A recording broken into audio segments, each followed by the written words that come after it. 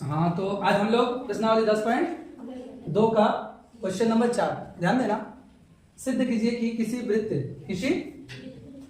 वृत्त के व्यास के शिरों पर खींची गई स्पर्श रेखाएं समांतर होती है। तो चलिए इसको हल करने की कोशिश करेंगे या सिद्ध करने की कोशिश करेंगे। तो सबसे पहले तो हम एक क्या बनाएंगे, वृत्त बनाएंगे, ठीक है ना। और इस वृत्त पर दो स्पर्श रेखा खींचा गया है। कितना? दो स्पर्श रेखा खींचा गया है। एक इधर खींच देते हैं और एक इधर खींच देते हैं, ठीक है। ये दो स्पर्श रेखाएं हैं, एक यहाँ स्पर्श कर रहा है और एक इस बिंदु पर स्पर्श कर रहा है ना। तो सिद्ध कीजिए कि किसी वृत्त के व्यास के, तो ये वृत्त का व्यास है जो केंद्र से गुजरा है, केंद्र वो है ना।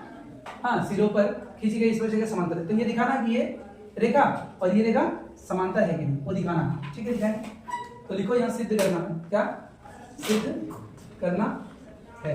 क्या सिद्ध करना है? ये मान लो ना, इसको ए बी मान लो और इसको सी डी मान लो। दो रेखा, हाँ, दो स्पर्श रेखाएं हैं। क्या क्या? A B C D.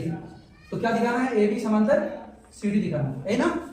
A B समांतर सी डी दिखाना है। चलिए ठीक है। याद करो, हम लोग प्रमेय से कुछ जानते हैं। क्या जानते हो? प्रमेय 10.1 से कुछ जानते हो? क्या कहता था कि स्पर्श रेखा के स्पर्श बिंदु पर खींचा गया जो त्रिज्या होता है वो लंब होता है, यानी 90 डिग्री होता है। यानी अच्छा, स्पर्श बिंदु को भी कुछ मान लो, रे पी क्यू मान लो, ठीक है ना। तो क्या लिखोगे तब? एक काम करना, ए पी ओ बराबर ये कितना 90 डिग्री। तो इधर वाला भी तो 90 डिग्री होगा, इधर 90 डिग्री, इधर भी तो 90 डिग्री होगा। तो हम इन दोनों को नहीं ले रहे, इसको ले रहे हैं। इधर लो चाहे इधर लो, जिधर भी लो दोनों 90 डिग्री होगा ना। तो यहाँ क्या लेंगे? D Q. क्या? D Q. अच्छा, ये लिख देते हैं, एपीओ बराबर 90 डिग्री ना है। एंड और एपीओ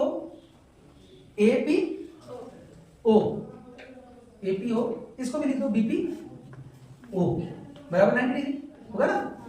एंड दूसरा क्या?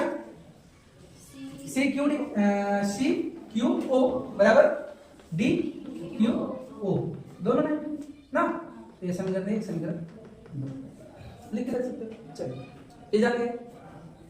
अब एक काम करो, समीकरण एक और दो से, समीकरण एक और दो से क्या लिख सकते हैं? लिख दो कि कोण ए पी ओ बराबर कोण डी क्यू ओ। क्यों? दोनों 90 डिग्री। अरे A P O 90 degree, D Q 90 degree, चारों तो 90 डिग्री ही है। तो दो को उठा के लिख दिए। क्या लिखेंगे यहाँ? दोनों 90 डिग्री है। तो अब देखो, आप लोग कुछ जानते हैं, किसी दो रेखाओं पर जब कोई एक तिर्यक रेखा डाला जाता है, व्यास भूल जाओ, इसको सोचो तिर्यक रेखा डाला जाता है, और ये कोण क्या कहलाता है? एकांतर कोण कहलाता है या नहीं? और जब एकांतर कोण बराबर होता है तो क्या कहलाता है कि जो दो रेखाएं होती है वो समांतर होती है। याद है, पिछला क्लास में पढ़े होंगे कि जब एकांतर कोण बराबर हो तो वो दो रेखाएं क्या होती है? आपस में समांतर होती है।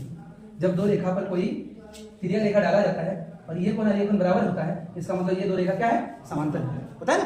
तो देखो क्या है, तो लिखेंगे चूंकि एकांतर कोण एपीओ एंड डीक्यूओ क्या है? बराबर है। क्या है? बराबर है। इसलिए क्या बोलोगे? इसलिए स्पर्श रेखा क्या? स्पर्श रेखाएं कौन? A B and C D क्या है? समांतर है। क्या है? समांतर है। और उसको संकेत में दिखा दोगे तो ए बी समांतर सी डी। और इसी को क्या करना था? प्रूव करना था। कोई दिक्कत? समझ में आया ना?